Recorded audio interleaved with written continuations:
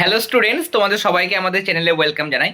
আজকে আমরা তোমাদের ক্লাস 8-এর সেকেন্ড সামেটিভ পরীক্ষার জন্য আমরা যেটা পড়ছিলাম পরিবেশ বিজ্ঞান থেকে তাপ চ্যাপ্টার, তার উপর আরও একটি গুরুত্বপূর্ণ ক্লাস আমরা প্রোভাইড করতে চলেছি। আমরা ফার্স্ট যে ক্লাসটা দিয়েছিলাম তাপ চ্যাপ্টার থেকে, সেখানে আমরা লাইভ ক্লাস প্রোভাইড করেছিলাম এবং তোমাদের টেক্সট বইয়ের মধ্যে যে যে জায়গাগুলো থেকে প্রশ্ন আসে সেই জায়গাগুলো আমি একদম সহজ করে এক্সপ্লেন করে দিয়েছিলাম। যে যে জায়গাগুলো থেকে আমাদের সেকেন্ড সামেটিভে প্রশ্ন আসতে পারে সেই জায়গাগুলো সহজ করে বোঝানোর পাশাপাশি সেখান থেকে কেমন ধরনের প্রশ্ন হয় সবগুলো কিন্তু আমরা ডিটেলসে লাইভ ক্লাস আলোচনা করেছিলাম। এরপর গতকাল তোমাদের আরও একটা আমরা ক্লাস দিয়েছিলাম, সেটা রেকর্ডেড ক্লাস ছিল।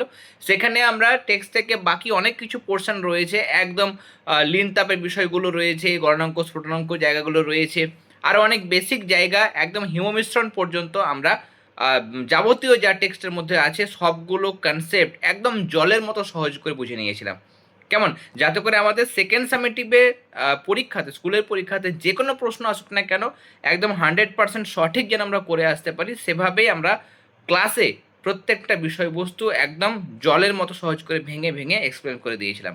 ওকে, আজকের ক্লাসটাও ভীষণ ইম্পর্টেন্ট হতে চলেছে, তার কারণ আজকের ক্লাসে আমরা বাকি আমাদের এই বই থেকে, পরিবেশ বিজ্ঞান বই থেকে আমাদের আরও অনেক গুরুত্বপূর্ণ জায়গা রয়েছে, কিছু কিছু জটিল জায়গা রয়েছে, বাষ্পায়ন স্ফুটনের পর থেকে আরও কিছু জায়গা রয়েছে যেগুলো একটু তুলনামূলক জটিল, সেগুলো আমরা আলোচনা করব। এবং অন্যান্য দিনের মতো আজকের ক্লাসটা একদম সহজ হবে, সবাই যাতে বুঝতে পারে সেভাবেই আমরা ক্লাসটা আলোচনা করব এবং তার পাশাপাশি সেকেন্ড সামেটিভ পরীক্ষার জন্য ইম্পর্টেন্ট কোশ্চেন আনসার আমরা দেখে নেব। তাহলে চলো দেরি না করে আমরা আজকের ক্লাসটা শুরু করি, কিন্তু তার আগে যারা আগের দুটো ক্লাস দেখোনি অবশ্যই অবশ্যই দেখে নিও। আমরা আগের দুটো ক্লাসে দেখো একদম বেসিক কনসেপ্ট, বস্তু দ্বারা গৃহীত বা বর্জিত তাপ কোন কোন বিষয়ের উপর নির্ভর করে, কিভাবে নির্ভর করে, কেমন আপেক্ষিক তাপ আমরা কিভাবে বের করেছিলাম, এগুলো দেখো একদম সহজ করে আমি কিন্তু খাতার মধ্যে করে দিয়েছি। ওকে, এর পাশাপাশি তাপের একক, তাদের মানে ক্যালোরি বা জুল, এই এককগুলোর সংজ্ঞা, সিজিএস এবং এসআই এককের সংজ্ঞাগুলো কিভাবে তোমরা দেবে, আপেক্ষিক তাপ কিভাবে আমরা পেলাম, আপেক্ষিক তাপের সংজ্ঞা, সেই সংজ্ঞা থেকে সমীকরণ থেকে আমরা কিভাবে তার একক বের করেছিলাম, কেমন একদম সহজ করে, সেটাও কিন্তু আমরা মুখস্থ করিনি, সেটাও আমরা কিভাবে বের করতে হয় আপেক্ষিক তাপের একক সেটাও আমি তোমাদের ক্লাসে শিখিয়ে দিয়েছিলাম। এর পাশাপাশি কিছু গাণিতিক প্রশ্ন আমরা আলোচনা করেছিলাম, যেহেতু আমাদের তাপ চ্যাপ্টার থেকে গাণিতিক প্রশ্ন অনেক সময় চলে আসে, সেগুলো তোমরা কিভাবে আনসার করবে সেগুলো আমি দেখিয়েছিলাম। ওকে, এরপরে আমাদের আগের ক্লাসটাতে আমরা লিন তাপের কনসেপ্টগুলো দেখেছিলাম, লিন তাপ কাকে বলে, লিন তাপের একক, গলন, কঠিনীভবন, বাষ্পীভবন, ঘনীভবন, ঊর্ধ্বপাতন কি, কেমন যাবতীয় যে যে জায়গাগুলো থেকে আমরা সাধারণত প্রশ্ন দেখি, বিভিন্ন স্কুলের আমরা প্রশ্নপত্রগুলো দেখি, প্রশ্ন বিচিত্রা বলো, প্রশ্ন প্রস্তুতি বলো, সেখানে যে যে প্রশ্নগুলো আসে সবগুলো কভার করা হয়েছে। দেখো গণনাঙ্ক, হিমাঙ্ক, নির্দিষ্ট গণনাঙ্ক বা হিমাঙ্ক থাকে না এমন কয়েকটি পদার্থ উদাহরণ, ঘনত্ব, কেমন এখানে অনেক কিছু কনসেপ্ট, তারপরে জল জমে বরফ পরিণত হলে আয়তনে বাড়ে তার সুবিধা অসুবিধা, কেমন এই সমস্ত জিনিসগুলো কিন্তু, বা পিতলের মূর্তি তৈরি করার ক্ষেত্রে কোন বৈশিষ্ট্যটাকে কাজে লাগানো হয়, অনেক জায়গা আমরা কিন্তু একদম সহজ করে বুঝে নিয়েছিলাম। কেমন গণনাঙ্ক কোন কোন বিষয়ের উপর নির্ভর করে, দেখো এখানে সব কিছু রয়েছে। ওকে, এবং কিভাবে চাপ বাড়ালে বা কমালে সেখানে গলনাঙ্কের পরিবর্তন ঘটে, কাদের ক্ষেত্রে বাড়ে কাদের ক্ষেত্রে কমে, সেটাও কিন্তু আমি একদম সহজ করে এক্সপ্লেন করেছিলাম। কেমন ফিউজ তার বৈশিষ্ট্য, শর্ট সার্কিট কিভাবে, মানে শর্ট সার্কিটের হাত থেকে বা বৈদ্যুতিক বিভিন্ন দুর্ঘটনার হাত থেকে ফিউজটা কীভাবে রক্ষা করে, হিমমিশ্র বা হিমমিশ্রণ কি, এগুলো সব আমাদের আলোচনা করা হয়েছে। আজকে আমরা তাহলে শুরু করবো যেটা, সেটা হচ্ছে বাষ্পীভবন, পেজ নাম্বার 36, 36 পাতায় রয়েছে। তোমরা অবশ্যই পাশে বইটা খুলে রাখবে, তাহলে তোমাদের সুবিধা হবে। তাহলে আজকে আমরা শুরু করবো যেটা, সেটা হচ্ছে বাষ্পীভবন দিয়ে আমরা শুরু করব। বাষ্পীভবন মানে সিম্পলি আমরা যেটা বুঝি সেটা হচ্ছে যে আমাদের হয়তো আমরা স্নান করলাম, স্নান করার পর যদি আমরা গায়ে যদি জল লেগে থাকে, আমরা ফ্যান চালিয়ে যদি ফ্যানের নিচে দাঁড়াই, কিছুক্ষণ পর আমরা দেখতে পাই যে সেই গায়ে লেগে থাকা জলগুলো কিন্তু শুকিয়ে যায়। বা হাত ধুয়ে এলাম, হাতে জল লেগে থাকলো, কিছুক্ষণ পর দেখা গেল সেটা অটোমেটিক শুকিয়ে যায়, তাই না? আবার বৃষ্টি হলো, বৃষ্টিতে রাস্তাঘাট সমস্ত কিছু কিন্তু ভিজে থাকে, ডুবে গেল, বা হালকা বৃষ্টি হলে তো ভিজে গেল, কিছুক্ষণ পর দেখা গেল সেটা বেলা বাড়ার সঙ্গে সঙ্গে বা সময় বাড়ার সঙ্গে সঙ্গে সেটা কিন্তু শুকিয়ে যায়। বা জামা কাপড় আমরা যখন মেলে দিই সেটাও কিন্তু তার মধ্যে থাকা জলগুলো সবগুলো ভ্যানিশ হয়ে যায় এবং তারপর আমরা কিন্তু জামা কাপড়গুলো শুকনো পাই, তাই না? তাহলে এই যে জিনিসগুলো ঘটছে, যেখানে আমরা দেখতে পাচ্ছি যে জলগুলো কী হচ্ছে, সেখান থেকে পালিয়ে যাচ্ছে এবং পালিয়ে যাওয়ার মাধ্যমে সেখানে মানে কি হচ্ছে, সেই জায়গাগুলো আবার শুকনো হয়ে যাচ্ছে। এখানে বেসিক কনসেপ্ট কি রয়েছে, সায়েন্সের ভাষায় আমরা কিভাবে পড়বো সেগুলো আমরা আলোচনা করব। আমরা এখানে বেসিক বাস্তব কিছু উদাহরণ দিলাম যাতে করে আমরা বুঝতে পারি যে বাষ্পীভবন মানে এই ঘটনাটা, যে সাধারণ উষ্ণতাতে আমরা দেখছি যে পুকুর নদী নালা থেকে জলগুলো উড়ে চলে যাচ্ছে, সেটা একটা বাষ্পীভবন। বা জামা কাপড় থেকে জলটা বেরিয়ে যাচ্ছে, জামা কাপড় শুকিয়ে যাচ্ছে, সেটাও এক ধরনের বাষ্পীভবন। তাহলে এই জিনিসগুলো আমরা বাস্তব উদাহরণটা পাই, তাই না? তাহলে শুধু যে জল বলে নয়, জল ছাড়া আরও অনেক পদার্থ রয়েছে, যেমন স্পিরিট। এটা সাধারণ উষ্ণতাতেই আমরা দেখেছি ক্লাস 7-এ যে হাতে স্পিরিট ঢাললে সেটা ঠান্ডা লাগে। তার কারণ কি? স্পিরিট হচ্ছে এক ধরনের উদ্বায়ী তরল। উদ্বায়ী তরল মানে যেটা সাধারণ উষ্ণতায় উড়ে যায়। তাহলে বাষ্পীভূত হয়, যেহেতু এর স্ফুটনাঙ্ক একদমই কম, তাহলে বাষ্পীভূত হয়ে যাবে। এবং বাষ্পীভূত হওয়ার জন্য আমরা পড়েছিলাম ক্লাস 7-এ যে লিন তাপটা প্রয়োজন হয় সেটা হাতের ওই জায়গা থেকে মানে নেয় বলেই ওই হাতের ওই জায়গাটা তাপ হারিয়ে ঠান্ডা হয়। ওকে, তো এই যে ঘটনাটা ঘটছে, এই যে মানে লিন তাপটা গ্রহণ করছে, নিয়ে স্পিরিটটা উড়ে যাচ্ছে বা উদ্বায়ী তরল হওয়ার জন্য উবে যাচ্ছে, এই যে ঘটনা, এটা কিন্তু বাষ্পায়ন। কেমন? এটা কিন্তু বাষ্পায়নের জন্যই ঘটে। তাহলে আমাদের প্রশ্ন আসতে পারে যে বাষ্পায়ন কাকে বলে? আমরা সংজ্ঞা দেব, তার কারণ সংজ্ঞাটাও আমাদের অনেক সময় স্কুলের পরীক্ষায় আসে। তোমরা চাইলে লিখতে পারো যে কোনো তাপমাত্রায়, এর জন্য কিন্তু বাষ্পায়নের জন্য কোনো নির্দিষ্ট তাপমাত্রা কিন্তু প্রয়োজন হয় না। ঘরের তাপমাত্রাতেও হতে পারে, তার থেকে কম বেশি তাপমাত্রাতেও হতে পারে। তাহলে যে কোনো তাপমাত্রায় বা যে কোনো উষ্ণতায়, বললাম আমি, যে কোনো উষ্ণতায় তরলেরই হবে বাষ্পায়ন। কেমন? তরল থেকে বাষ্পে পরিণত হবে। তাহলে তরলের উপরিতল, কেমন, তরলের উপরিতল থেকে বাষ্পে, কেমন, কার উপরিতল থেকে তরলের, অবশ্যই তরলটা বাষ্পে পরিণত হবে। তরলের উপরিতল থেকে তরলের বাষ্পে পরিণত হওয়ার ঘটনাকে, কেমন, বাষ্পে পরিণত হওয়ার ঘটনাকে কি বলে? বাষ্পীভবন বলে। কেমন? বাষ্পীভবন, বা আমরা এখানে বাষ্পীভবন না লিখে এখানে আমি লিখছি বাষ্পায়ন বলে।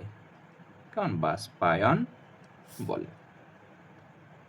তাহলে এখানে আমরা দেখতে পেলাম যে কোনো উষ্ণতায় ঘটে, এটা একটা ভাইটাল ফ্যাক্টর, যে কোনো উষ্ণতাতেই। ওকে, তাহলে যে কোনো উষ্ণতাতেই তরলের শুধু উপরের তল থেকে হবে, উপরিতল, সেটা আর একটা গুরুত্বপূর্ণ পয়েন্ট। সব জায়গাতেই কিন্তু বাষ্পায়ন হবে না। যদি একটা জলাশয় থাকে, ধর এটা জলাশয় রয়েছে, ধর একটা যদি এটা পুকুর হতো, তাহলে এখানে উপরের জল থেকে, এই উপরে যে জলগুলো রয়েছে সেগুলো সাধারণ উষ্ণতাতেই, ঘর উষ্ণতাতে সবসময় কি বাষ্পে পরিণত হয়ে আকাশে মিশে যাচ্ছে, চলে যাচ্ছে। তাহলে এই যে ঘটনা, সেটা হচ্ছে বাষ্পায়ন। তাহলে বাষ্পায়নটা কিন্তু যে কোনো উষ্ণতাতে হতে পারে, এবং সমগ্র তরল থেকে হবে না, শুধুমাত্র তরলের উপরিতল, শুধু উপরের তল মানে তরল থেকে হবে। যদি আমরা দেখি, হয়তো একটা মানে কাপের মধ্যে আমরা হয়তো চা নিয়েছি, কেমন, কাপের মধ্যে যদি আমরা চা নিই, তাহলে এক্ষেত্রে শুধুমাত্র উপরের অংশ থেকে বাষ্পীভূত হয়ে মানে উপরের দিকে উড়ে যাবে। তাহলে উপরেরটা বেশি, এখানে কি হবে, তাড়াতাড়ি ঠান্ডা হবে। কেমন? তাহলে উপরের অংশ থেকে বাষ্পায়নটা হবে, এবং সাধারণ উষ্ণতাতেই উপর তরল থেকে, মানে উপরকার চা থেকে, সেখান থেকে মানে তরলটা বাষ্পে পরিণত হয়ে উপরে মানে বাতাসের সঙ্গে মিশে যাবে। তাহলে এগুলো সাধারণ উষ্ণতাতেই ঘটে, যে কোনো উষ্ণতায় ঘটে, আর হচ্ছে এখানে তরলের উপরিতল থেকে ঘটে। এই দুটো জিনিস কিন্তু অবশ্যই মনে রাখবে। এবার এই চা হয়তো আমরা দেখতে পাচ্ছি যে মানে প্রচণ্ড গরম, সাধারণ অবস্থায় দেখি আমরা হয়তো গরম চা সঙ্গে সঙ্গে খেতে পারি না, অনেকেই অসুবিধা হয়। তখন অনেকে কিন্তু যেটা করে, যেটা হচ্ছে যে প্লেটের মধ্যে, হয়তো প্লেট নিয়ে এসে প্লেটের মধ্যে ঢেলে নিল, চাটাকে প্লেটের মধ্যে ঢেলে দিল। এবার এই চাটা কিন্তু তাড়াতাড়ি ঠান্ডা হয়। হয়তো এই ঘটনা আমরা দেখেছি, কাপ থেকে যদি চাটা প্লেটে ঢালা হয়, তাহলে সেটা তাড়াতাড়ি ঠান্ডা হয়। বা হয়তো একটা থালার মধ্যে ভাত আছে, একটা সাইডে হয়তো ভাতগুলো ছিল, এখানে ভাতগুলো ছিল। যদি এমন ঘটনা ঘটে, এই থালাটার মধ্যেই হয়তো ভাতগুলো অল্প অল্প করে চারিদিকে পুরো ছড়িয়ে দিয়েছে গরম ভাত, কোনটা তাড়াতাড়ি ঠান্ডা হবে? তুমি বলবে স্যার যেটা ভাতটা ছড়ানো আছে সেটা আমি দেখেছি যে তাড়াতাড়ি ঠান্ডা হয়, আর যেটা এখানে এক জায়গায় ভাতটা উঁচু হয়ে আছে, সেই ভাতটা কিন্তু তাড়াতাড়ি ঠান্ডা হতে পারে না, এটা বেশিক্ষণ গরম থাকে, আর ভাত ছড়িয়ে দিলে তাড়াতাড়ি ঠান্ডা হয়। আর একটা সেম প্রশ্ন করতে পারি, আচ্ছা দুটোতে একই রকমভাবে হয়তো ভাতটা নিয়েছো, বা একটা গরম জিনিস, হয়তো পায়েস হতে পারে, সেটা গরম জিনিসটা রেখেছো, এখানে একটা পাত্রের মধ্যে গরম পায়েসটা রেখেছো। এবার এই একটা, এটা অন্য ঘরে আছে, এটা অন্য ঘরে আছে, এই ঘরে যেখানে আছে সেখানে কিন্তু ফ্যান নেই, আর এখানে আছে, এখানে ফ্যান চলছে, হু করে ফ্যান ঘুরছে, কোনটা তাড়াতাড়ি ঠান্ডা হবে? তুমি বলে স্যার এটা তাড়াতাড়ি ঠান্ডা হবে। তাহলে এইখানে যখন আমি কাপ থেকে আমি তরলটাকে ঢাললাম, তার মানে তার ক্ষেত্রফলটা বেড়ে গেল, বড় জিনিস, তাহলে উপরে তল ক্ষেত্রফলটা, প্রথমে কাপের মুখটা ছিল এইটুকু, প্লেটে যখন ঢাললাম তখন এত বড় একটা প্লেট, বড় প্লেট, তাহলে জায়গাটা বেশি হয়ে গেল, মানে ক্ষেত্রফলটা বেশি হয়ে গেল। ক্ষেত্রফল যদি বেশি হয়, তাহলে বাষ্পায়নটা আমরা কি দেখছি, তাড়াতাড়ি হচ্ছে, দ্রুত হচ্ছে। তার জন্য এখানে লিখেছে যে যদি তরলের উপরিতলের ক্ষেত্রফল বেশি হয় তাহলে বাষ্পায়ন দ্রুত হয়। কেমন? আর বাষ্পায়নের জন্য কিন্তু কোনো উষ্ণতার প্রয়োজন হয় না। তরলের উষ্ণতা বেশি হলে অবশ্যই বাষ্পায়নটা বেশি হবে, কিন্তু উষ্ণতার উপর নির্ভর করে না। তরলের উপর বায়ু চলাচলের ব্যবস্থা থাকলে বাষ্পায়ন দ্রুত হয়। যেমন এখানে ফ্যান চালিয়ে দিচ্ছে, তাড়াতাড়ি ঠান্ডা হচ্ছে, তাহলে বাষ্পায়ন কিসের উপর নির্ভর করে? তার উপর যদি বায়ু চলাচল বেশি হয় তাহলে তার উপর নির্ভর করে। আর তরলের প্রকৃতির উপর নির্ভর করে কিছু কিছু জিনিস রয়েছে যাদের স্ফুটনাঙ্ক খুব কম, যেমন স্পিরিট, এগুলো উদ্বায়ী তরল, এগুলো খুব তাড়াতাড়ি বাষ্পীভূত হয়। তাহলে এরকম আমাদের কিছু প্রশ্ন তোমাদের অনেক সময় আসতে পারে। কি প্রশ্ন? সেটা হচ্ছে বাষ্পায়ন কি কি বিষয়ের উপর নির্ভর করে। কেমন? বাষ্পায়ন কি কি বিষয়ের ওপর নির্ভর করে, এটা কিন্তু আমাদের একটা প্রশ্ন আসতে পারে। এক্ষেত্রে বইয়ে যে জায়গাটা লেখা ছিল 36 পাতায়, এগুলোই উত্তর হবে। কেমন? এখানে 4টে পয়েন্ট দেওয়া হয়েছে, এই 4টে পয়েন্টে তোমরা উত্তরে লিখবে। আমি জাস্ট শুধু পয়েন্টগুলো একদম সামারাইজ করে দিই। এক হচ্ছে উত্তরের ক্ষেত্রে আমরা লিখবো এরকমভাবে যে বাষ্পায়নের হার নিম্নলিখিত বিষয়গুলোর উপর নির্ভর করে। 1 নাম্বার আমরা লিখবো সেটা হচ্ছে তরলের, আমি পয়েন্টগুলো জাস্ট লিখছি, ব্যাখ্যাটা বইয়ে দেওয়া হয়েছে বা আমি এখানে বলে দিচ্ছি, সেটাও তোমরা শুনে শুনে লিখতে পারো। তাহলে তরলের উপরিতলের ক্ষেত্রফল, তরলের উপরিতলের ক্ষেত্রফল এর উপর নির্ভর করে। কেমন? তরলের উপরিতলের ক্ষেত্রফল যত বাড়ে বাষ্পায়নের হার তত বাড়ে। যেমন কাপ থেকে চা প্লেটে ঢাললে সেই প্লেটের চা তাড়াতাড়ি ঠান্ডা হয়, এই উদাহরণটা দেবে। 2 নম্বর তোমরা লিখতে পারো যে বায়ু চলাচল, বায়ু চলাচল লিখবে যে তরলের উপর বায়ু চলাচল বাড়ালে বাষ্পায়নের হার দ্রুত হয়। কেমন? নেক্সট আমরা লিখতে পারবো তরলের প্রকৃতি, তরলের প্রকৃতি। কেমন? তরলের প্রকৃতি মানে যে তরলের স্ফুটনাঙ্ক কম তার বাষ্পায়নের হার বেশি। যেমন স্পিরিট বা ইথার, এর স্ফুটনাঙ্ক কম বা এটি একটি উদ্বায়ী তরল, তাই এর বাষ্পায়নের হার বেশি। নেক্সট আরেকটা আমরা লিখতে পারবো, সেটা হচ্ছে এখানে আমরা অ্যাড করতে পারি, সেটা হচ্ছে তরলের ওপর চাপ, তরলের ওপর চাপ। যদি মানে তরলের ওপর বায়ুমণ্ডলের চাপ যদি কমানো হয়, চাপ যদি কমায় তাহলে বাষ্পায়ন বাড়ে। কেমন? তরলের ওপর চাপ যদি কমানো হয়, কেমন? চাপ যদি কমানো হয় তাহলে বাষ্পায়নের হারটা কি হবে? বাষ্পায়নের হারটা বাড়বে। একটা কমছে একটা বাড়ছে, এই সম্পর্কটা আমি এখানে জাস্ট দেখালাম যে তরলের উপর যদি বায়ুমণ্ডলের চাপটা কমানো হয় তাহলে বাষ্পায়নের হারটা বাড়ে। তাহলে চাপ যদি কমাতে কমাতে যদি বায়ু শূন্য স্থান হয়, যদি বায়ু শূন্য স্থান হবে তাহলে চাপ কি? সেখানে বায়ু নেই, মানে চাপ শূন্য। তাহলে বায়ু শূন্য স্থানে কি হবে? চাপ শূন্য। চাপ শূন্য মানে বাষ্পায়নের হার, বায়ু শূন্য স্থানে বাষ্পায়নের হার কি হবে? সব থেকে বেশি হবে।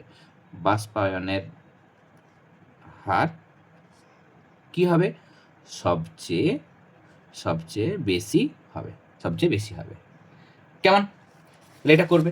নেক্সট তোমাকে যদি একটা প্রশ্ন করা হয়, এরকম প্রশ্ন অনেক সময় আমাদের বিভিন্ন স্কুলের পরীক্ষায় আসে, সেটা হচ্ছে যে গরমকালে ঘামে ভেজা শরীরে, গরমকালে ঘামে ভেজা শরীরে হাওয়ার সামনে বা হাওয়ার সামনে বলতে পারে বা ফ্যানের নিচে বলতে পারে, হাওয়ার সামনে দাঁড়ালে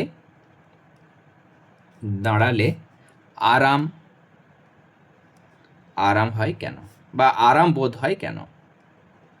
কি লিখবে? গরমকালে ঘামে ভেজা শরীরে যখন হাওয়ার সামনে দাঁড়ানো হয় তখন দেহের চারপাশে বাতাসের চলাচল বা বায়ু প্রবাহের বেগটা বেড়ে যায়। আর একটু আগে আমরা দেখলাম যে বায়ু চলাচল যদি বেড়ে যায় তাহলে বাষ্পায়নের হারটা বাড়বে, তাই না? তাহলে ভেজা গা বা ঘামে ভেজা শরীর, সেখানে যখন আমরা ফ্যানের সামনে দাঁড়াই তখন ফ্যানের সামনে দাঁড়ালে সেখানে বায়ু চলাচল বেশি হচ্ছে, তাহলে বায়ু চলাচল যদি বেশি হয় তাহলে বাষ্পায়ন তাড়াতাড়ি হবে। বাষ্পায়ন তাড়াতাড়ি যদি হয়, বাষ্পায়নের জন্য আমরা দেখেছি যে লিন তাপ দরকার। লিন তাপটা কোথা থেকে নেবে? শরীর থেকে নেবে। তাহলে শরীর তাপ অনেকখানি তাপ হারিয়ে ফেলবে, অনেকখানি তাপ শরীরের কমে যাবে, তাই জন্য শরীরটা ঠান্ডা মনে হবে বা শীতল মনে হবে। তাহলে তোমরা কিভাবে লিখবে? শুনে শুনে লিখতে পারো যে গরমকালে ভেজা শরীরে হাওয়ার সামনে বা ফ্যানের নিচে দাঁড়ালে দেহের চারপাশে বায়ু চলাচল বেড়ে যায় বা বায়ু প্রবাহের বেগ বেড়ে যায়। অনুচ্ছেদ দেবে, এর ফলে ঘামের জলবিন্দুগুলোর দ্রুত বাষ্পায়ন ঘটে। এই বাষ্পায়নের জন্য ঘাম তার প্রয়োজনীয় লিন তাপ শরীর থেকে বা দেহ থেকে সংগ্রহ করে, এর ফলে দেহ তাপ হারিয়ে ঠান্ডা হয় বা শীতল হয়। ওকে, পারবে আনসার? ওকে, এই আনসারটা আমি যেভাবে বললাম সেভাবে তোমরা লিখবে। নেক্সট আরেকটা কোশ্চেন আমাদের এখানে দেয়, সেটা হচ্ছে এইখানে এই যে দেওয়া হয়েছে গ্রীষ্মকালে আমাদের প্রশ্নটা দেয়, সেটা হচ্ছে গ্রীষ্মকালে এমনভাবে ক্লাসটা আমি দেব যাতে করে প্রশ্ন বিচিত্রা করো, প্রশ্ন প্রস্তুতি করো, বা যে কোনো পরীক্ষার জন্য যে প্রশ্নের বই পাওয়া যায়, প্রশ্ন সংকলন, যেটাই করো না কেন, যেন সব প্রশ্নের উত্তর তোমরা করতে পারো। এবং মেন হচ্ছে আমাদের পরীক্ষার সমস্ত প্রশ্ন সঠিকভাবে করে আসা। সেটার জন্য কি দরকার, আমাদের ভালো করে বিষয়গুলো সহজ করে বুঝে নিতে হবে। শুধু গাদা গাদা প্রশ্ন উত্তর মুখস্থ করলে তো হবে না, আমাকে বিষয়গুলো বুঝতে হবে। সেই জন্য ক্লাসগুলো কিন্তু মনোযোগ সহকারে দেখবে। গ্রীষ্মকালে কুকুর জিভ বের করে হাঁপায় কেন? এখানে বলছে কুকুর, এখানে দেখো জিভের কি হচ্ছে, জিভের উপরের ভেজা তল থেকে জল বাষ্পীভূত হয়। জল বাষ্পীভূত হওয়ার জন্য বাষ্পীভবনের যে লিনতাপ দরকার হয় সেটা জিভ থেকে সংগ্রহ হয়। কুকুরের দেহ ঠান্ডা রাখার এটা একটা অন্যতম উপায়, কারণ কুকুরের গায়ে ঘর্মগ্রন্থি থাকে না। তাহলে এটাকে একটু, এটা পেজ নাম্বার 37, হ্যাঁ, এটাকে একটুকু তোমরা ঘুরিয়ে লিখবে যে গরমকালে কুকুর জিভ বের করে হাঁপায়। এর কারণ হলো যে কুকুরের শরীরে ঘাম বের হয় না, বা এদের ঘর্মগ্রন্থি গায়ের মধ্যে থাকে না। সেই জন্য এদের ঘামের বাষ্পায়নের মাধ্যমে এদের শরীর ঠান্ডা হতে পারে না। ওকে, তাই জিভ বের করে রাখলে জিভের জলটা লালা পড়ে, বা জিভ থেকে যে জলটা থাকে সেটা বাষ্পীভূত হয়, এবং বাষ্পায়নের জন্য যেটা প্রয়োজনীয় লিনতাপ সেটা জিভ বা দেহ, তার সঙ্গে দেহ থেকে সরবরাহ হয়। ফলে জিভ এবং দেহের উষ্ণতা কমে যায়, এর ফলে কুকুর আরাম বোধ করে। তাহলে এটা তোমরা করবে। ওকে, এছাড়াও আমাদের আরও অনেক প্রশ্ন এখান থেকে, যে বর্ষাকালে দেখো বর্ষাকালে বায়ুতে জলীয়বাষ্প বেশি থাকে কিন্তু শীতকালে জলীয়বাষ্প কম থাকে। শীতকালে ভিজে জামা কাপড় থেকে জল তাড়াতাড়ি বাষ্পীভূত হয়ে যায় বলে ভিজে জামা কাপড় তাড়াতাড়ি শুকিয়ে যায়। এছাড়া বাষ্পায়নের হার তরলের উপরে চাপ, বায়ু চলাচল ইত্যাদির উপর নির্ভর করে। তাহলে আমার এখানে আরেকটা প্রশ্ন আমাদের অনেক সময় আসতে পারে, সেই প্রশ্নটা দেখবো। সেটা হচ্ছে আমাদের প্রশ্ন, বর্ষাকাল কোন সময় জামা কাপড় তাড়াতাড়ি শুকায় বলো তো? নিজেরা পজ করে আনসার দেবে। ওকে, আমি এটা রেকর্ডেড ক্লাস প্রোভাইড করছি, তোমাদের প্রয়োজন হলে আমি লাইভ ক্লাস প্রোভাইড করব, কেমন? কিন্তু আমি যেহেতু সিলেবাসটা তোমাদের তাড়াতাড়ি শেষ করতে চাইছি, তাই আমি এখানে দুটো রেকর্ডেড ক্লাস প্রোভাইড করলাম। বর্ষাকাল অপেক্ষা শীতকালে ভিজে জামা কাপড় তাড়াতাড়ি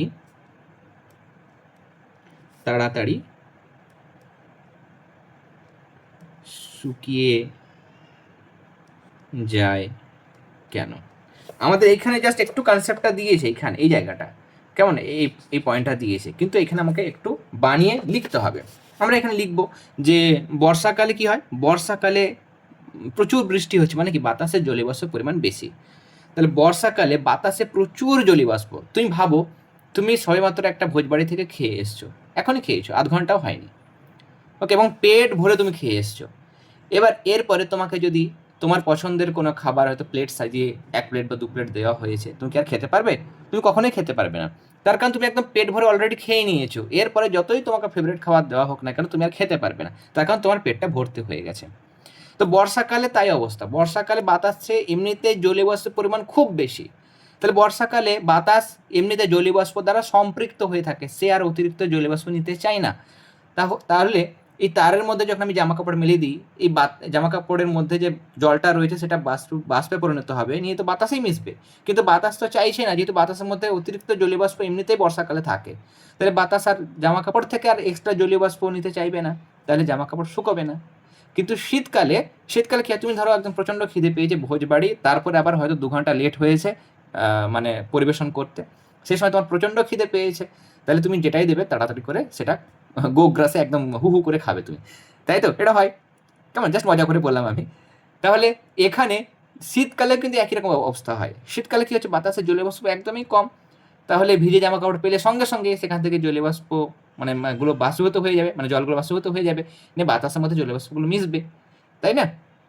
এই ঘটনার জন্য শীতকালে জামা কাপড়টা কিন্তু তাড়াতাড়ি শুকায়। তাহলে এটার উত্তর তোমরা কি করে লিখবে বর্ষাকালে বাতাসে জলীয়বাষ্পের পরিমাণ শীতকালে থেকে বেশি থাকে, তাই ভিজে জামা কাপড় থেকে বাষ্পায়ন বর্ষাকালে খুব ধীরে ধীরে হয়। কিন্তু শীতকালে বাতাসে জলীয়বাষ্পের পরিমাণ তুলনামূলক কম পরিমাণে থাকে, তাই শীতকালে ভিজে জামা কাপড় থেকে জল দ্রুত বাষ্পীভূত হয়। এ কারণেই বর্ষাকাল অপেক্ষা শীতকালে ভিজে জামা কাপড় তাড়াতাড়ি শুকিয়ে যায়। বোঝা গেল? ওকে, এখানে আমাদের একটা প্রশ্ন দিয়েছে, পারদ থার্মোমিটারের কুণ্ডে ভিজে কাপড় জড়িয়ে রাখলে থার্মোমিটারের পাঠ কমে যায় কেন?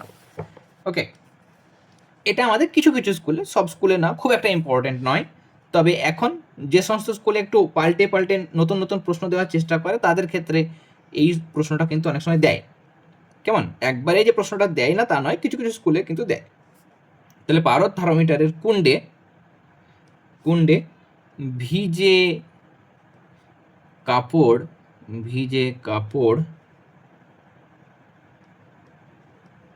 জড়িয়ে রাখলে থার্মোমিটারের পাঠ কি পরিবর্তন ঘটে বা পাঠ কমে যায় কেন? সরাসরি আমি লিখতে পারি কমে যায় কেন। ধরো একটা থার্মোমিটার রয়েছে, কেমন, এই থার্মোমিটার, ওকে, এবং এখানে পারদ সূত্র থাকে, এখানে পারদ সূত্র থাকে, কেমন, পারদ সূত্র থাকে, নিয়ে এখানে কুণ্ডটা রয়েছে, এখানে পারদ থাকে, এখানে পারদ। এবার হয়েছে কি, ভিজে জামা কাপড় দিয়ে এটাকে পুরো জড়িয়ে রেখেছি, এটাকে ভিজে জামা কাপড় দিয়ে পুরো জড়িয়ে রেখেছি। তাহলে এবার দেখা গেল এতটা পর্যন্ত পারদ সূত্রটা উঠেছিল, সেটা কিছুক্ষণ পর এখানে নেমে আসলো, এখানে নিচে নেমে আসলো। কেন কমে গেল এটা? তার কারণ থার্মোমিটারের গায়ে ভিজে জামা কাপড় যখনই জড়ানো হয় তখন এই জলটা বাষ্পীভূত হতে চায়, বাষ্পীভূত হওয়ার জন্য লিন তাপ দরকার। সেই লিন তাপটা কোথা থেকে পাবে? এই জলটা যে লিন তাপ নিয়ে বাষ্পে পরিণত হবে, সেই লিন তাপটা কোথায় পাবে?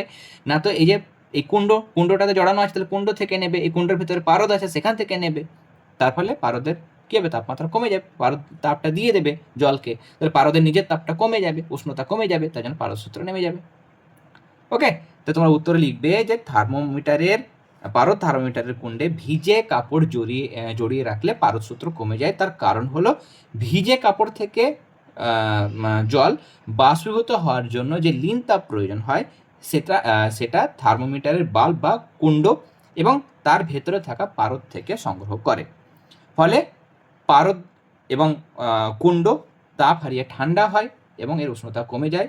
এই কারণেই পারদ সূত্র নিচে নেমে যায় বা থার্মোমিটারের পাঠ কমে যায়। ওকে, তাহলে এরকমভাবে লিখবে।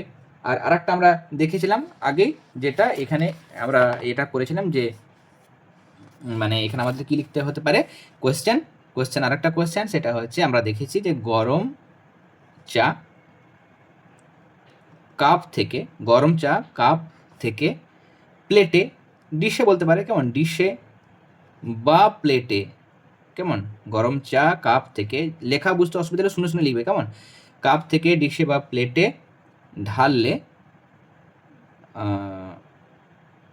ঢাললে দ্রুত ঠান্ডা হয় কেন? দ্রুত ঠান্ডা হয় কেন? দেখা যাচ্ছে এইটা।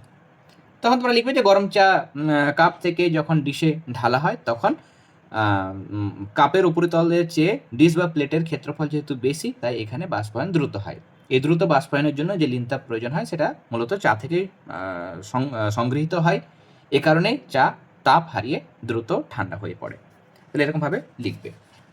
ওকে, তাহলে আমাদের এটা হলো। এরপরে আমাদের এখানে নেক্সট বাষ্পায়ন থেকে যা যা প্রশ্ন আছে সব আমরা আলোচনা করলাম। স্ফুটনটা আলোচনা করবো এবার আমাদের, কেমন, স্ফুটনটাও বাষ্পায়নের মতোই, তবে কিছু পার্থক্যও রয়েছে। ওকে, নেক্সট তাহলে আমরা যেটা দেখব সেটা হচ্ছে স্ফুটন। স্ফুটন মানে আমরা এতক্ষণ দেখছিলাম যে জলের উপরিতল থেকে সাধারণ উষ্ণতাতেই, ঘরের উষ্ণতাতেই উপরিতল থেকে মানে তরল বাষ্পে পরিণত হচ্ছিল, সেটা বাষ্পায়ন বলছিলাম। কিন্তু স্ফুটনের ক্ষেত্রে শুধু উপরিতল থেকে হবে না, টকবক করে পুরোটা থেকে, পুরো উপর নিচ মাঝের সমগ্র তরল থেকেই বাষ্পে পরিণত হবে এবং এর জন্য একটা বিশেষ উষ্ণতা দরকার হয়। প্রত্যেক তরলের একটা নির্দিষ্ট স্ফুটনাঙ্ক আছে, কেমন, প্রত্যেকটা তরলের একটা নির্দিষ্ট স্ফুটনাঙ্ক আছে। সাধারণ উষ্ণতা যেটা হয় সেটা হচ্ছে বাষ্পায়ন। কিন্তু যে কোনো তরল, যেমন জলের ক্ষেত্রে 100 ডিগ্রিতে আসবে তখন জলটা পুরো ফুটতে থাকে, এবং সেখানে যদি আমরা একটা পাত্র নিই, এই পাত্রতে নিয়ে আমি জলটাকে ফোটাচ্ছি, এই পুরো পাত্রটাকে নিয়ে আমি এখানে জলটা ফোটাচ্ছি।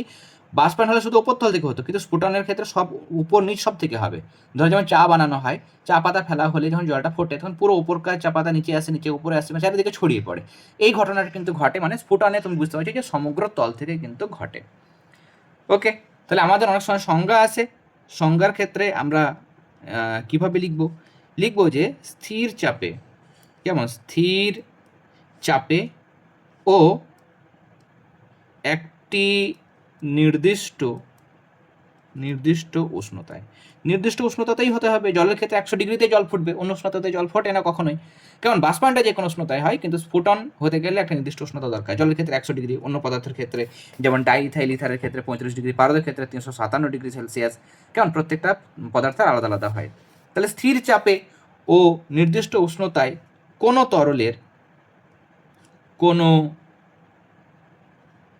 তরলের সমগ্র তল, কেমন সমগ্র পুরো তল, সমগ্র অংশ পুরো তল লিখে দিলাম আমি, কেমন পুরো তল, সোজা কথা এখানে পাশে লিখে দিলাম পুরো তল, সমগ্র তল থেকে অতি দ্রুত, মানে খুব তাড়াতাড়ি, কেমন অতি দ্রুত যখন বাষ্পীভবনটা ঘটে, কেমন এখানে বাষ্পীভবন কথা আমি অ্যাড করলাম, বাষ্পীভবনটা হচ্ছে কিন্তু নির্দিষ্ট উষ্ণতাতে ঘটবে, মানে বাষ্পীভবন যখন নির্দিষ্ট উষ্ণতাতে ঘটে এবং সমগ্র অংশ, তরলের সমগ্র অংশ থেকে ঘটবে, তখন সেই বাষ্পীভবনকে আমরা কি বলবো, স্ফুটন বলবো। বাষ্পীভবন ঘটার পদ্ধতিকে কি বলবো আমরা, স্ফুটন বলে। তাহলে এখানে আমরা দেখি স্থির চাপে একটা নির্দিষ্ট উষ্ণতাতে ঘটছে, আর তরলের সমগ্র অংশ থেকে ঘটছে। এই দুটো আমাদের এর মধ্যে ছিল না। এখানে যে কোনো উষ্ণতা হচ্ছিল, আর তরলের শুধু ওপর তল থেকে হচ্ছিল, আর এখানে সমগ্র তল, ওপর নিচ সব জায়গা থেকে হচ্ছে। তাহলে স্থির চাপ নির্দিষ্ট উষ্ণতায় কোনো তরলের সমগ্র তল থেকে বা সমগ্র অংশ থেকে যখন দ্রুত বাষ্পীভবন ঘটবে, তখন এই প্রক্রিয়াকে আমরা বলবো স্ফুটন। আর যে উষ্ণতাতে এটা ঘটে, কেমন সেই উষ্ণতাকে আমরা বলবো স্ফুটনাঙ্ক। কেমন যতক্ষণ স্ফুটন চলে ততক্ষণ এই উষ্ণতা কিন্তু পাল্টায় না, একই থাকে যতক্ষণ স্ফুটন চলে। এই যে উষ্ণতার কথাটা আমরা বলছি, সেটা বলবো আমরা স্ফুটনাঙ্ক। জলের ক্ষেত্রে স্ফুটনাঙ্ক কত, জলের স্ফুটন 100 ডিগ্রি সেলসিয়াসে হয়, কেমন জলের যেটা স্ফুটনাঙ্ক সেটা হচ্ছে 100 ডিগ্রি সেলসিয়াস। পারদের ক্ষেত্রে কত দেখলাম আমরা, পারদের ক্ষেত্রে 357 ডিগ্রি সেলসিয়াস। ওকে, নেক্সট আমাদের প্রশ্ন আসতে পারে যে স্ফুটনাঙ্ক কোন কোন বিষয়ের উপর নির্ভর করে। কেমন আমাদের দেখো এখানে দেওয়া হয়েছে, এই জিনিসটা আমি ব্যাখ্যা করবো নিচের দিকে। স্ফুটনাঙ্ক কোন কোন বিষয়ের উপর নির্ভর করে, 1 2 3 তিনটে পয়েন্ট আমাদের দিয়েছে। ওকে, আর পয়েন্ট দেয়নি, তিনটে পয়েন্ট দিয়েছে, সেটা আমরা ব্যাখ্যা করব। তাহলে আমাদের প্রশ্ন হচ্ছে তরলের স্ফুটনাঙ্ক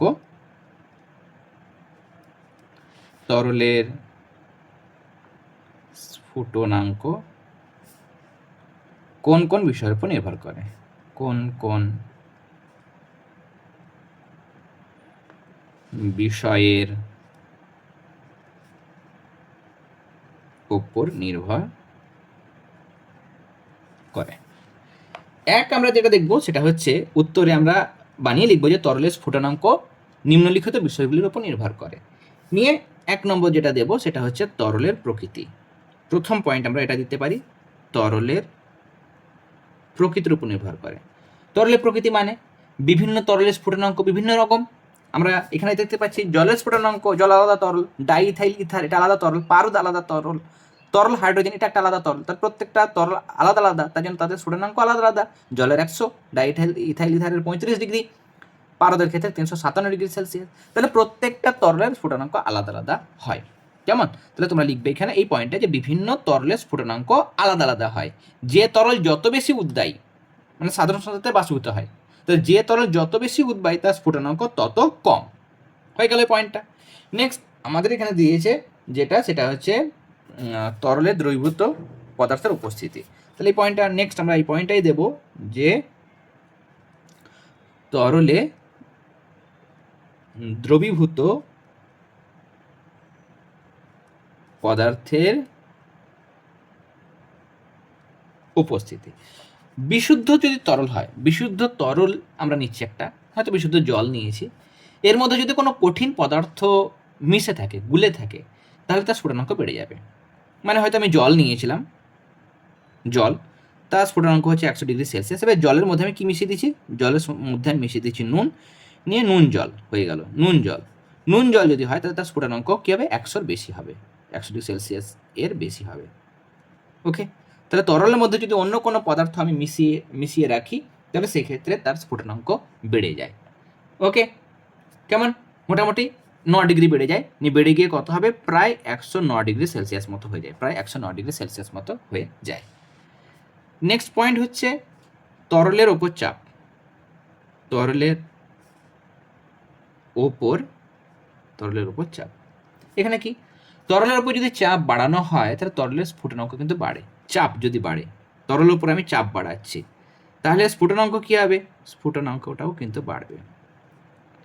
যেমন প্রেসার কুকারে ঢাকনাটা দেওয়া থাকে, উপরকার লিডটা দেওয়া থাকে। সেই লিডটা দেওয়ার কারণে কি হয়, সেখানে চাপ প্রচুর বাড়ে। চাপ বাড়লে তরলের স্ফুটনাঙ্ক বাড়ে।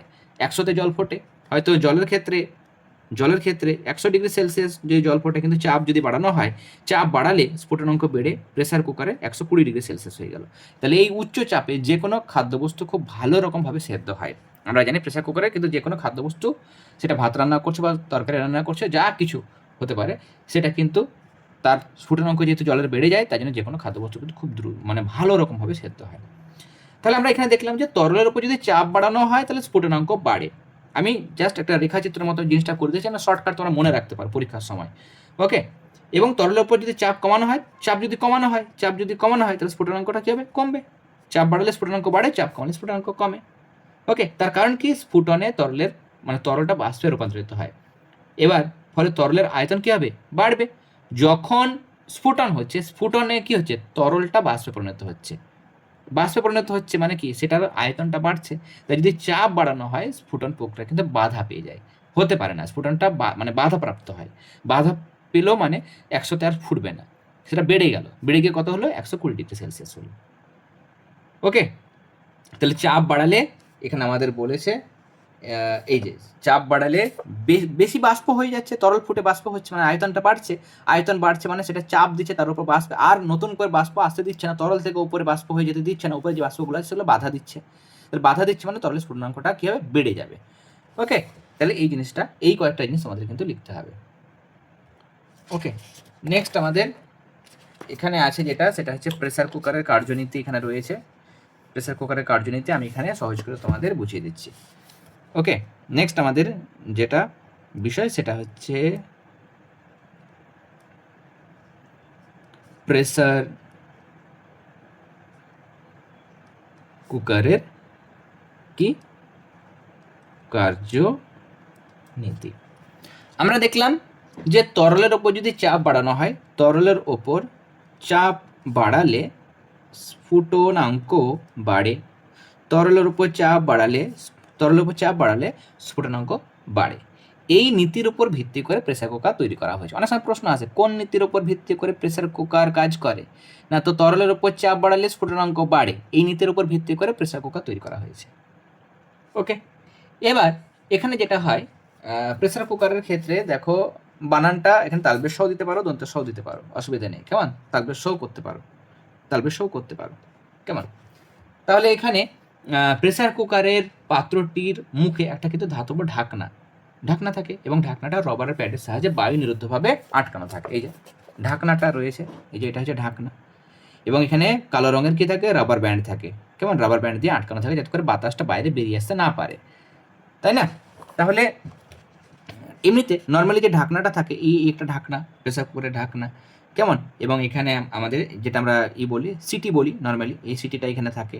ওকে, এখানে সিটিটা থাকে, এবং ঢাকনাটা এরকমভাবে থাকে, ঢাকনা থাকে, এবং এখানে কি থাকে আমাদের, মানে তাপের কুপরিবাহী পদার্থ দিয়ে এখানে ঢাকা থাকে। তো যাই হোক, এটা ঢাকনা, কিন্তু ঢাকনার এইখানে এই ধারে কি লাগানো থাকে? রাবারের ব্যান্ড লাগানো থাকে। কেমন? রাবার ব্যান্ড লাগানো থাকে, যাতে করে বাতাসটা বেরোতে না পারে। নিয়ে এই ঢাকনাটা কি করা থাকে? এবার এটা প্রেসার কুকারের গায়ে মানে মধ্যে শক্ত করে আটকে দেওয়া হয়। কেমন? প্রেসার কুকারের মধ্যে এটা কিন্তু শক্ত করে এটা আটকে দেওয়া। আমি জাস্ট তোমাদের বোঝানোর জন্য এটা জাস্ট করছি আমি।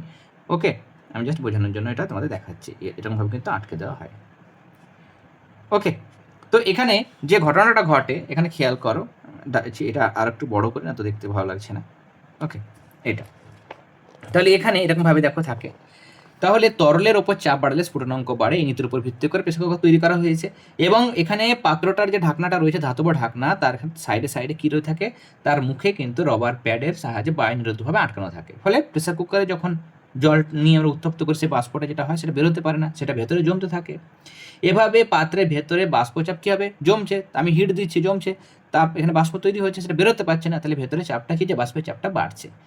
বাষ্পের চাপ যদি বাড়ে, আমরা আলোচনা করলাম উপরে বাষ্পের চাপ বাড়লে সেখানে স্ফুটনাঙ্ক বেড়ে যাবে। তাহলে এখানে স্ফুটনাঙ্ক বেড়ে যাবে। জল 100-তে ফুটছিল, সেটা হয়তো দেখা গেল 120 ডিগ্রি সেলসিয়াসে আসলো। তাহলে বেড়ে গেল। এবার প্রচণ্ড যদি চাপ বেরোয়, সেটা যদি বেরোতে না পারে তাহলে সেই প্রেসার কুকার ফেটেও যেতে পারে। যাতে সেটা না হয় তাহলে এখানে আমাদের কি থাকে, একটা পিন ভালভ লাগানো থাকে, কুকারের ওপরে একটা পিন ভালভ লাগানো থাকে, যেটাকে আমরা সিটি বলি নর্মালি। পিন ভালভ লাগানো থাকে, যেটাতে কি হয়, একটা নির্দিষ্ট সময় পর পর অতিরিক্ত যে বাষ্প, সেটা সিটির মাধ্যমে বাষ্পটা বা ভেপারটা বেরিয়ে যায়। একটা নির্দিষ্ট মানে স্থির করে রাখা থাকে, যাতে করে এমন করা ঠিক ফিক্স থাকে যে এই মানে জলস্ফুটনাঙ্ক 100°C কাছাকাছি হবে, তারপর যে বাষ্পটা তৈরি হবে সেটা বেরিয়ে যাবে। 100তে বেরোবে না, 100তে হলে তো নর্মাল হয়ে গেল। তাহলে 120°C কাছাকাছি যখন জলটা ফুটবে, তারপরে বাষ্পটা কিছু সময় পর পর বেরিয়ে যাবে। তাহলে জলের স্ফুটনাঙ্ক এখানে কত হচ্ছে, 100 হচ্ছে না, 120°C হচ্ছে। কেন হচ্ছে? চাপ বাড়ানোর জন্য হচ্ছে, চাপ বাড়লে স্ফুটনাঙ্ক বাড়লো। তাহলে জলের স্ফুটনাঙ্ক এখানে বেড়ে গেল, যেহেতু চাপ বাড়ানো হলো, এবং কত হলো, 120°C। তাহলে এই উচ্চ উষ্ণতাতেই ফুটন্ত জলের মধ্যে যে কোনো খাদ্যবস্তু খুব ভালো রকমভাবে সেদ্ধ হয়, এবং এখানে কম সময়েও রান্না হয়, জ্বালানির সাশ্রয়ও কিন্তু হয়। তাহলে এই জিনিসগুলো তোমাদের কিন্তু এখানে লিখতে হবে। ওকে, নেক্সট আমাদের দেখো এখানে জিনিসটা রয়েছে যেটা, সেটা হচ্ছে ঘনীভবন। ঘনীভবনটা আমরা দেখব এখানে। ওকে, ঘনীভবন। ঘনীভবনে আমরা আগের যখন ক্লাসটা আলোচনা করেছিলাম, সেখানে বলেছিলাম আমরা বাষ্প থেকে আবার তরলে পরিণত হওয়া, বাষ্প থেকে তরল হওয়াকে ঘনীভবন বলেছিলাম, স্থির চাপে। এবং দেখেছিলাম যে ভাত রান্না হচ্ছে, ভাতটা হয়তো টকবক করে ফুটছে জলটা, ঢাকনা যদি আমি দিয়ে দিই, কিছু ঢাকনাটা তোলার পর দেখতে পাবো যে ঢাকনা ভেতর দিকে জলকণা লেগে আছে। তার মানে সেটা বাষ্প হয়ে বেরোচ্ছিল, সেটা বাধা পেয়ে ঠান্ডা ঢাকনা সংস্পর্শে এসে সেটা আবার ঘনীভূত হয়ে জলে পরিণত হয়েছে, তাই না? এই যে ঘটনা, বাষ্পটা আবার তরলে পরিণত হলো, সেটা হচ্ছে ঘনীভবন। কেমন? তাহলে যে কোনো পদার্থ সেটা তাপ বর্জন করে, তাপ ছেড়ে দিয়ে তরলে পরিণত হওয়ার ঘটনাকে আমরা বলবো ঘনীভবন। স্থির চাপে কোনো পদার্থের, কোনো বাষ্পের বলতে পারবো, কোনো বাষ্পের তাপ ছেড়ে দিয়ে তরলে পরিণত হওয়ার ঘটনাকে ঘনীভবন বলে।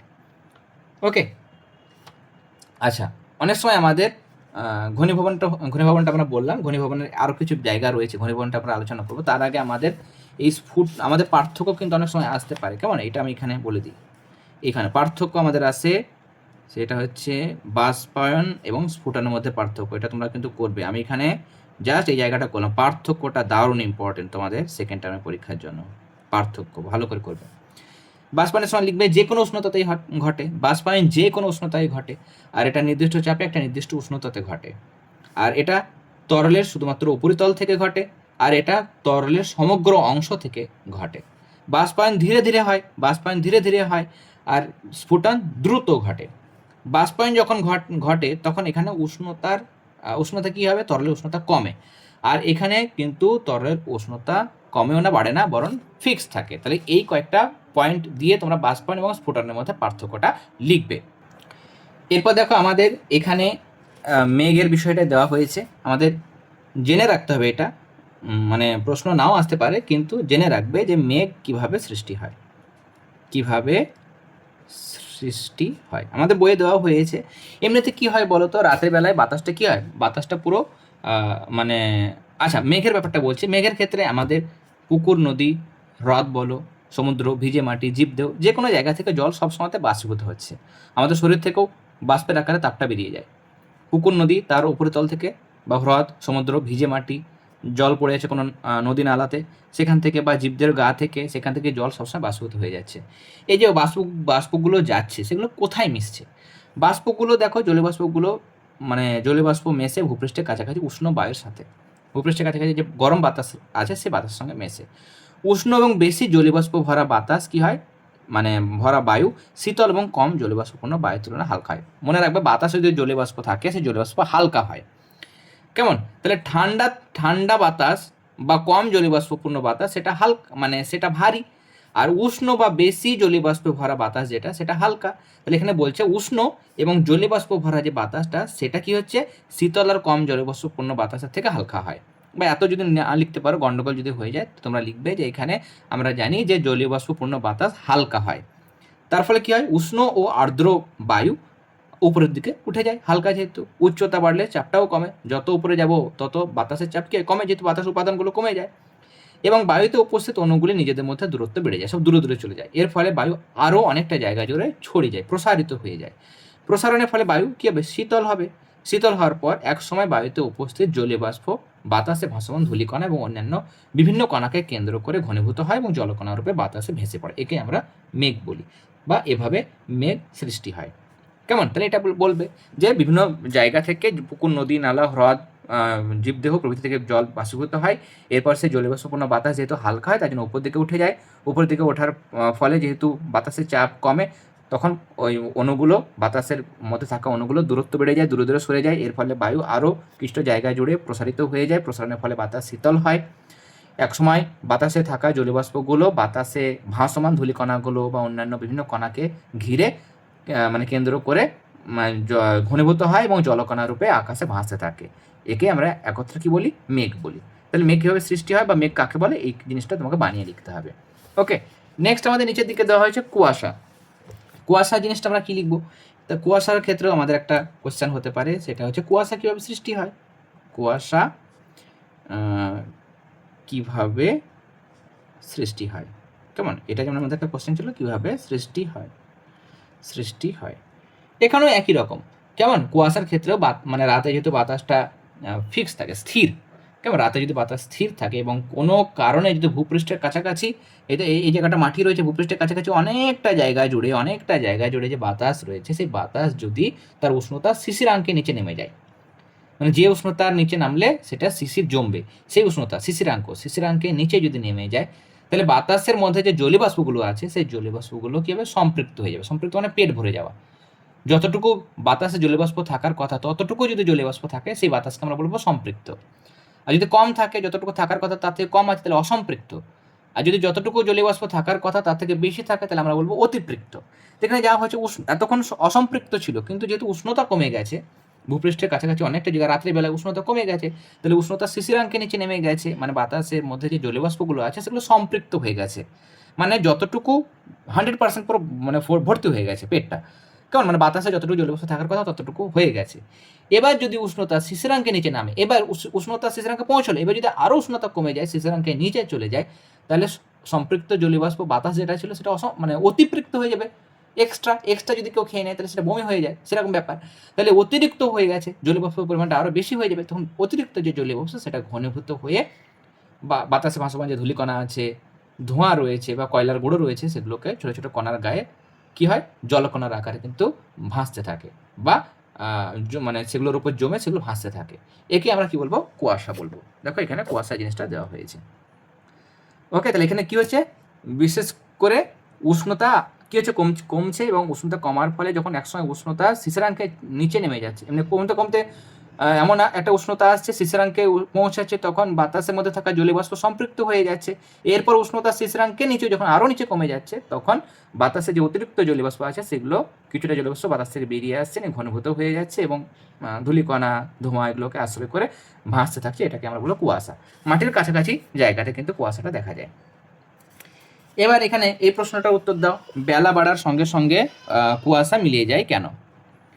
তাহলে প্রশ্ন হচ্ছে, এটা একটু ইম্পর্টেন্ট কোয়েশ্চেন, সেটা হচ্ছে বেলা বাড়ার সঙ্গে সঙ্গে, যেটা দেওয়া হয়েছে এখানে, সঙ্গে সঙ্গে কুয়াশা মিলিয়ে যায় কেন? কেন হয় মনে হচ্ছে? তার কারণ যখন বেলা বাড়ছে, আবার হয়তো ভোরবেলা শিশির পড়া, আমরা কুয়াশা দেখতে পেলাম, ভোরবেলা কুয়াশা দেখতে পেলাম। এবার যখন সূর্য উঠলো, তারপর ধীরে ধীরে কুয়াশাটা আবার বিলীন হয়ে যায়, দেখতে পাওয়া যায়। কেন হয়? কারণ বেলা বাড়ছে, উষ্ণতা বাড়ছে। উষ্ণতা বাড়লে ভূপৃষ্ঠ উত্তপ্ত হবে, ভূপৃষ্ঠের কাছাকাছি বাতাসও গরম হবে। বাতাস যে গরম হয়ে গেল, বাতাসের উষ্ণতা বাড়লে তার জলীয়বাষ্প ধারণ ক্ষমতা বেড়ে যায়।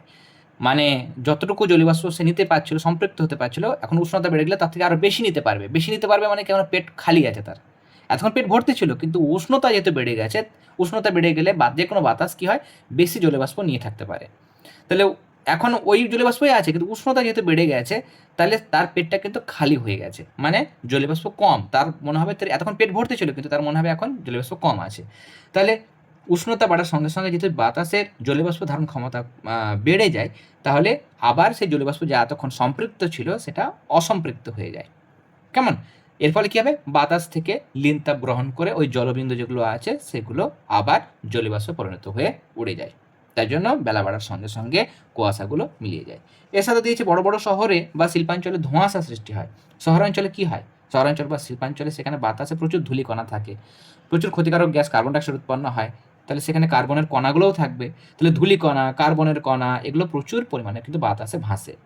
এবার বাতাস যদি ঠান্ডা হয়, ঠান্ডা হওয়ার পর যখন উষ্ণতা কমতে কমতে শিশিরাঙ্কে নিচেও নেমে যাবে, তখন শিশির পড়বে, তাই না? জলীয়বাষ্পগুলো ঘনীভূত হয়ে কুয়াশা সৃষ্টি করবে প্রথমত।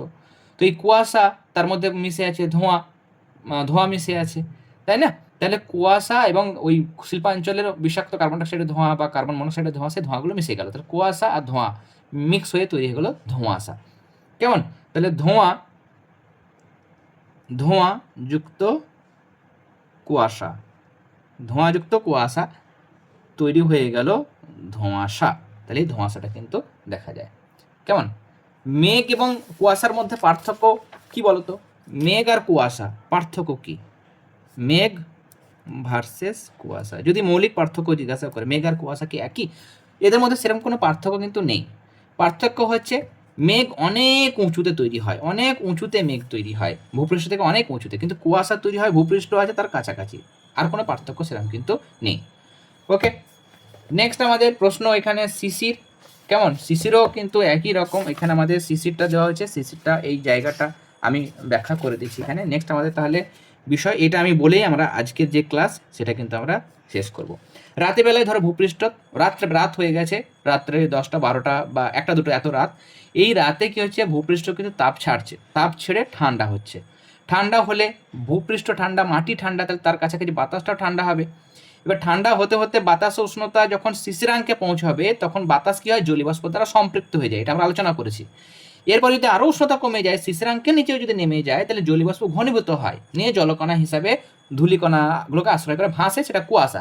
আর যদি জলকণাগুলো হলো ঘনীভূত হয়ে, জলীয়বাষ্প ঘনীভূত হয়ে জলকণা তৈরি হলো, সেই জলকণাগুলো যখন ঘাস পাতা এগুলোর উপর পড়বে, তখন সেটা কি হবে? শিশির তৈরি করবে। ওকে, এখানে আমাদের একটা প্রশ্ন আসতে পারে, সেটা হচ্ছে ভালো কোশ্চেন, ভালো শিশির পড়ার শর্ত কি? ভালো রকমভাবে শিশির পড়বে তার শর্ত এক হচ্ছে মেঘমুক্ত আকাশ হতে হবে। মেঘমুক্ত বা মেঘহীন আকাশ, আকাশে মেঘ থাকলে হবে না, মেঘমুক্ত পরিষ্কার আকাশ। মেঘ যদি থাকে তাহলে সে সময় কী হয়? আবহাওয়াটা গরম থাকে। তাহলে গরম থাকলে উষ্ণতা তো কমবেই না, শিশিরাঙ্কের নিচে আসবেই না, তাহলে সেখানে শিশির পড়বে না। তাহলে মেঘমুক্ত হবে, আকাশ পরিষ্কার হতে হবে, যাতে করে ভূপৃষ্ঠ তাপ ছেড়ে আকাশে বিলিয়ে যাবে এবং পৃথিবীর উষ্ণতা ধীরে ধীরে কমবে, শিশিরাঙ্কের নিচে নামবে, তাই না? তাহলে মেঘমুক্ত এবং পরিষ্কার আকাশ হওয়া কিন্তু প্রয়োজন। 2 নম্বর হচ্ছে যে বাতাসে, বাতাসে জলীয় বাষ্পের পরিমাণ বেশি হতে হবে, বাতাসে জলীয়বাষ্প পরিমাণ বেশি হতে হবে, তবেই তো সেটা তাড়াতাড়ি সম্পৃক্ত হয়ে যাবে, তারপর আবার অতিপৃক্ত যখন হয়ে যাবে তখন সেটা ঘনীভূত হয়ে শিশির পড়বে, তাই না?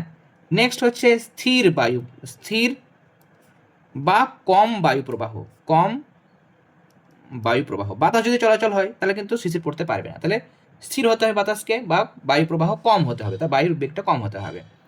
আর 4 নম্বর হচ্ছে তাপের কুপরিবাহী, তাপের কুপরিবাহী যেটা তাপ পরিবহন করতে পারে না, সেই কুপরিবাহী বস্তুর উপস্থিতি কাছে কাছে থাকতে হবে। ওকে, তাপের সুপরিবাহী যদি থাকে তাহলে সেটা কিন্তু তাপ ছড়িয়ে যাবে, তাহলে সেটা কিন্তু শিশির পড়বে না। তাহলে তাপের কুপরিবাহী বস্তুর উপস্থিতি কিন্তু থাকতে হবে। ওকে, কেমন? তাহলে মেঘমুক্ত বা পরিষ্কার আকাশ থাকতে পারে, এটা থেকেও প্রশ্ন আসে, এখান থেকেও আলাদা প্রশ্ন দেয় যে মেঘমুক্ত আকাশ শিশির জমার জন্য উপযুক্ত কেন? তখন লিখবে যে আকাশ মেঘমুক্ত যদি হয় তাহলে মাটি তাড়াতাড়ি তাপ বিকিরণ পদ্ধতিতে ছেড়ে দেয়, তাই না? কিন্তু এবং এবং এর ফলে দ্রুত পৃথিবীর উষ্ণতা কমে এবং শিশিরাঙ্কের নিচে নেমে গিয়ে শিশির পড়ে। কিন্তু যদি আকাশে মেঘ থাকে তাহলে ভূপৃষ্ঠ থেকে বিকিরিত তাপ আবার মেঘ দিয়ে প্রতিফলিত হয়ে আবার ভূপৃষ্ঠে ফিরে আসে, ফলে বাতাস ঠান্ডা হতে পারে না বা শিশির জমার মতো উপযুক্ত পরিবেশ হতে পারে না। ওকে, এ কারণে মেঘ থাকলে শিশির পড়ে না, মেঘমুক্ত পরিষ্কার আকাশ থাকলে তবেই শিশির পড়ে। ওকে, এখানে আমাদের লাস্ট লাইন দিয়েছে, এখানে যে সন্ধ্যেবেলায় শিশির পড়ে না অথচ গভীর রাতে শিশির পড়ে, এটাও একটা প্রশ্ন। এখান থেকে আমাদের অনেক কিছু প্রশ্ন আছে, কেমন? যে আমাদের দিয়েছে যে সন্ধে বেলায় শিশির কিন্তু পড়ে না, শিশির পড়ে না, সাধারণত আমরা দেখেছি শিশির পড়ে না, গভীর রাতে পড়ে, তাই না? গভীর রাতে পড়ে কেন? সিম্পল কারণ, সন্ধ্যাবেলা তো সবেমাত্র সূর্য অস্ত গেল, এরপর তো পৃথিবীর তাপমাত্রা ধীরে ধীরে কমবে। তো এখনও সন্ধ্যাবেলা, এখনও বাতাসটা গরম আছে, তাই না? বাতাসটা গরম আছে, কিছুটা তাপ ছেড়েছে, ভূপৃষ্ঠ কিছুটা ঠান্ডা হয়েছে, কিন্তু অতটা ঠান্ডা হতে পারেনি বা শিশিরাঙ্কে নিচে নামতে পারেনি বলেই শিশির পড়ছে না। কিন্তু গভীর রাত, তাহলে সূর্য অস্ত যাওয়ার পর অনেকটা সময় পায়, ততক্ষণে ভূপৃষ্ঠ অনেকটা তাপ বিকিরণ পদ্ধতিতে ছেড়ে দেয়, ফলে মাটি ঠান্ডা হয় বা মাটির কাছাকাছি থাকা বাতাসও ঠান্ডা হয়, ফলে বাতাস শিশিরাঙ্কে নিচে নামতে পারে এবং শিশির জমার মতো উপযুক্ত উষ্ণতায় আসতে পারে, ফলেই কিন্তু গভীর রাতে বা ভোরের দিকে শিশির পড়তে দেখা যায়, কখনো সন্ধ্যাবেলায় শিশির পড়তে দেখা যায় না। ওকে, তাহলে এতটা পর্যন্ত আমরা আলোচনা করলাম। ওকে, অনেকটা বড় ক্লাস হয়ে গেল। এরপর নেক্সট একটা ক্লাস আমরা তাপের প্রবাহ, পরিবহন, পরিচালনা আলোচনা করবো। আমি যে ক্লাসগুলো দিচ্ছি সেগুলো যদি মনোযোগ সহকারে দেখো, সেখান থেকে পুরো কনসেপ্ট তোমাদের ক্লিয়ার হয়ে যাবে। কারণ শর্টকাট নয়, একদম বিষয়বস্তু খুঁটিনাটি তোমাদের কিন্তু বুঝিয়ে দিচ্ছি। এরপর যে কোনো প্রশ্ন আসুক না কেন, ক্লাস মনোযোগ সহকারে দেখলে 100% তোমরা সঠিক আনসার করে আসতে পারবে এবং যে কোনো প্রশ্ন দেখে না কেন অবশ্যই করে আসতে পারবে। ওকে, তোমরা ভালো রকমভাবে প্রিপারেশন নাও। আজকের ক্লাসটি ভালো লেগে থাকলে অবশ্যই ক্লাসটিতে লাইক দেবে, যারা প্রথমবার চ্যানেলে এসেছে অবশ্যই চ্যানেলটি সাবস্ক্রাইব করে নিও। তোমাদের বন্ধুদেরকেও অবশ্যই ক্লাস যেগুলো হচ্ছে সেগুলো শেয়ার করে দিও, যাতে করে তারাও ক্লাসগুলো দেখতে পারে এবং যখন আমরা লাইভ সেশন শুরু করবো তারাও যাতে যুক্ত হতে পারে, তার জন্য অবশ্যই তাদেরকে তোমরা কিন্তু ভিডিওগুলো প্রোভাইড করবে এবং চ্যানেলটা সাবস্ক্রাইব করে রাখতে বলবে। ওকে, দেখা হচ্ছে পরের ভিডিওতে। তাহলে তোমরা সবাই খুব খুব খুব ভালো থেকো। সবাইকে অল দ্য ভেরি বেস্ট।